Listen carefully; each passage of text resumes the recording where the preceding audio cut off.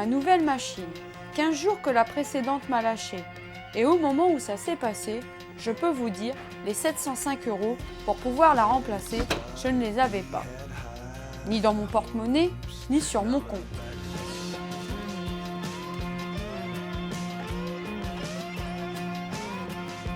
Il m'a fallu donc trouver une solution de crédit, la moins coûteuse possible. Et pour trouver cela, les démarches, j'ai dû en faire. En premier, je me suis tournée vers ma banque, mais compte tenu de ma situation de mon compte, pas moyen d'obtenir le moindre centime de crédit. Autre possibilité, le crédit revolving, mais avec un taux d'intérêt en moyenne de 17%. Ma machine à laver à 705 € m'aurait coûté au final 825 €, soit 120 € d'intérêt en plus. Il me restait une autre solution que je ne connaissais pas très bien, le microcrédit. J'ai donc mené l'enquête pour savoir si ça allait régler mon problème et surtout si cela pouvait vous aider. Le microcrédit est un dispositif de crédit bancaire mis en place par le Conseil général de la Somme pour permettre à tout le monde d'accéder à un crédit même quand on n'a pas beaucoup de revenus.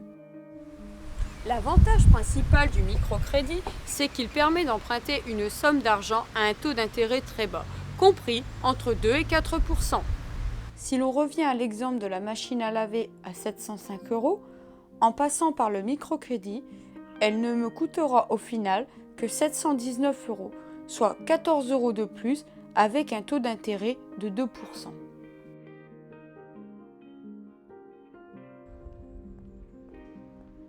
J'ai rencontré Emmanuelle qui a bénéficié d'un microcrédit quand elle s'est retrouvée coincée pour pouvoir se déplacer. L'utilité, c'est d'accéder à une voiture déjà. Pour que mon mari puisse faire le tour des entreprises, soit Abbeville ou Fréville ou peu importe, c'est plus accessible avec une voiture. Et puis, voilà, quoi, pour la vie de tous les jours, quoi, les rendez-vous. Nous, la voiture, elle était à 1500. Donc, on n'a pas eu besoin de demander plus que de raison. On s'est dit 1500 pour la voiture, c'est très bien. Et il fallait absolument que j'ai les 1500 €, sinon, en parlant poliment, elle me passait sous le nez. Au microcrédit, c'est des petites mensualités et c'est plus accessible pour rembourser, tandis qu'à une banque, c'est plus onéreux, quoi. Je veux dire, c'est plus cher. Mais je préfère que ce soit des petites mensualités que des plus grosses, parce que des plus grosses, c'est plus important et c'est un peu plus difficile. Pour une voiture de 1500 €, on rembourse approximativement 66 € pendant 2 ans. Donc on a commencé l'année dernière au mois de juillet et on finit l'année prochaine en juillet, en 2012. Le microcrédit, comme son nom l'indique, permet d'emprunter une somme comprise entre 300 et 3000 € maximum et remboursable sur une période de 36 mois maximum, soit 3 ans. Troisième élément, le microcrédit peut se demander directement à la banque, mais il est plus judicieux de faire appel à une conseillère en économie sociale et familiale du Conseil général de la Somme qui vous aidera à constituer votre dossier.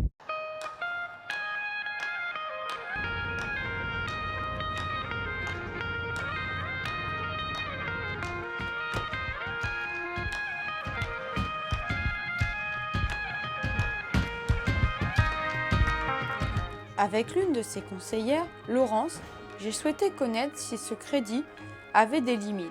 Après tout, si chacun peut en bénéficier, peut-on solliciter un microcrédit pour toutes sortes d'achats ? Alors, le microcrédit est utilisé pour des projets tels que favoriser le retour à l'emploi par l'achat d'un véhicule, financer le permis de conduire, le code de la route, permettre aussi l'accès au logement par l'achat d'équipements, les frais d'agence, ça peut aussi permettre d'améliorer l'habitat. Il peut aussi financer l'achat d'un ordinateur. Ça ne peut pas permettre de financer des dettes, comme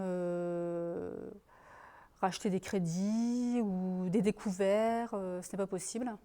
Y a-t-il un suivi des demandeurs qui font la demande d'un microcrédit et à qui on l'a octroyé ? Alors oui, c'est plus qu'un suivi puisque c'est un accompagnement.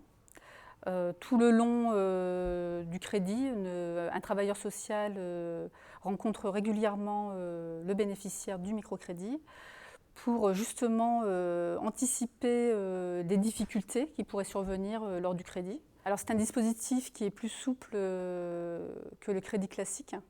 Il y a des possibilités de report d'échéance. Nous sommes l'intermédiaire entre la personne qui a fait le microcrédit et la banque. Et Laurence, peut-on faire plusieurs demandes de microcrédit en même temps? Tout dépend de la capacité de remboursement, c'est-à-dire lorsque on a enlevé des ressources, toutes les charges et tout ce que vous avez besoin pour vivre. Donc il reste une somme.